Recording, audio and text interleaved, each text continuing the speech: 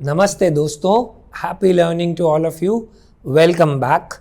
हम लोगों ने पिछले वीडियो में फिक्स्ड इनकम के वर्ड से इंट्रोडक्शन किया था और ये जो वीडियो है that is going to be a very short, in fact very short video, ठीक है। और इसमें हम एक छोटू सा टॉपिक के बारे में अवेयरनेस लेंगे which is what is trust deed और बॉन्ड इंडेंचर। तो देखिए, ये कई बार 1 मार्कर में क्वेश्चन में बनता है आपको, a legal contract between the bond issuer मतलब borrower and the bond holder मतलब लेंडर मतलब इन्वेस्टर। तो बोरोवर और लेंडर के बीच में जो लीगल कॉन्ट्रैक्ट होता है जिसमें सारी राइट्स रिस्पॉन्सिबिलिटीज लिखी हुई होती है उसको हम लोग क्या बोलते हैं? ट्रस्ट डीड, जिसका दूसरा नाम होता है bond indenture. So bond indenture is basically a contract जिसपे बोरोवर और इन्वेस्टर, सारे नहीं बट उनकी तरफ से एक ऑफिशियल रिप्रेजेंटेशन होके कॉन्ट्रैक्ट बन जाता है जिसमें राइट्स रिस्पॉन्सिबिलिटीज डिफाइन की जाती है बोरोवर की, उसको हम लोग बोलते हैं इंडेंचर। और इंडेंचर डिफाइन करता है क्या? रेस्ट्रिक्शंस और अफर्मेशंस। रेस्ट्रिक्शंस और अफर्मेशंस। अफर्मेशंस बेसिकली बोरोवर बोल रहा है कि मैं ये करूंगा, और रेस्ट्रिक्शंस मतलब बोरोवर पे हम रोक लगा रहे हैं कि तुझे ये नहीं करना है। क्योंकि यू जस्ट इमेजिन के बोरोवर ने जब भी कुछ बॉन्ड्स इशू किए होते तो कोई ना कोई सिक्योरिटी मतलब असेट प्लेज करता है वो। तो ऐसा नहीं कि सेम एसेट को मल्टीपल जगह प्लेज कर दे। इंडिया में तो खास करके कई बार होता है ये कि सेम एसेट को मल्टीपल जगह प्लेज करके सब जगह से लोन लिया। अब जब डिफॉल्ट होगा तो कौन बेचेगा? ये बेचेगा, ये बेचेगा, ये बेचेगा, वैसा।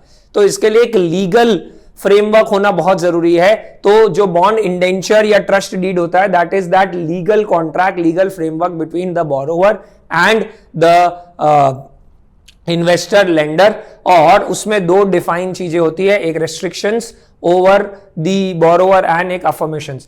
रेस्ट्रिक्शंस को हम लोग बोलते हैं नेगेटिव कोवेनेंट्स और अफर्मेशंस को हम लोग बोलते हैं पॉजिटिव कोवेनेंट्स। नेगेटिव कोवेनेंट्स जो है दे आर प्राइमरीली रोक लगाना, और पॉजिटिव कोवेनेंट जो है दे आर प्राइमरीली के ये हम करेंगे, सामने से जिम्मेदारियां बताना, अफर्म करना, टेंशन मतलब हो जाएगा।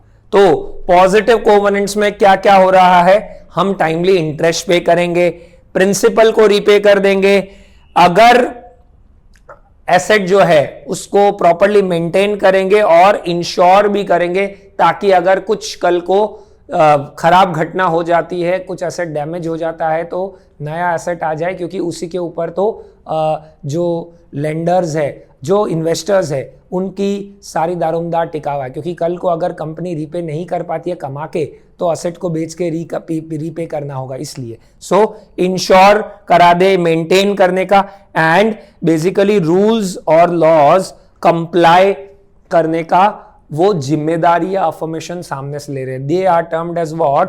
Positive covenants. They are termed as what? Positive covenants. और नेगेटिव कोवेनेंट्स क्या होंगे? बेसिकली नेगेटिव कोवेनेंट्स में होगा प्लेज्ड असेट्स को बेच नहीं सकते। एकदम कॉमन सेंस है ये तो। जो असेट को प्लेज किया उसी को ही बेच देंगे तो कल को अगर बोरोवर इंटरेस्ट रीपे नहीं कर पाता है तो इन्वेस्टर्स तो फंस जाएंगे, क्योंकि फिर वो क्या बेच के अपना पैसा रिकवर करेंगे। तो प्लेज असेट्स को बेच नहीं सकते, एक असेट मल्टीपल टाइम्स प्लेज नहीं कर सकते, और एडिशनल बोरोइंग्स पे भी कई बार रेस्ट्रिक्शन होता है, क्योंकि बहुत ज्यादा बोरोइंग ले ली है तो बर्डन बहुत ज्यादा हो जाएगा कंपनी पे डेट का।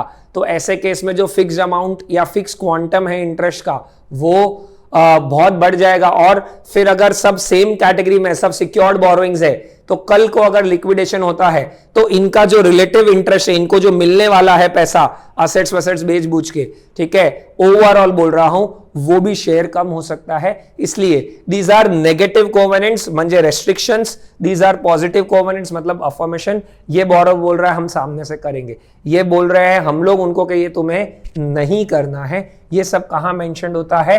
ट्रस्ट डीड या bond indenture which is nothing but are legal contract between the lender and the investor. So जैसा मैंने बोला था, एक छोटा सा वीडियो है, लेकिन काफ़ी बार इसमें से क्वेश्चन पूछ लेते हैं, तो इसको क्विकली नोट डाउन कर लीजिएगा। फिर हम नेक्स्ट वीडियो में थोड़ा और डिटेल में दूसरी चीज़ें डिस्कस करेंगे रिलेटेड टू बॉन्ड मार्केट से। जो हमारा पहला चैप्टर है that is completely a dictionary to the fixed income world. तो आगे हम टाइप्स ऑफ बॉन्ड्स में और देखेंगे कि भाई रेट ऑफ इंटरेस्ट भी किस तरीके से होता है, fixed rate of interest, floating rate of interest, कई बार ऑप्शन वाले बॉन्ड्स होते हैं तो वो किस तरीके से वर्क करते हैं, ये सारी चीज़ें हम लोग कवर करेंगे। Thank you very much.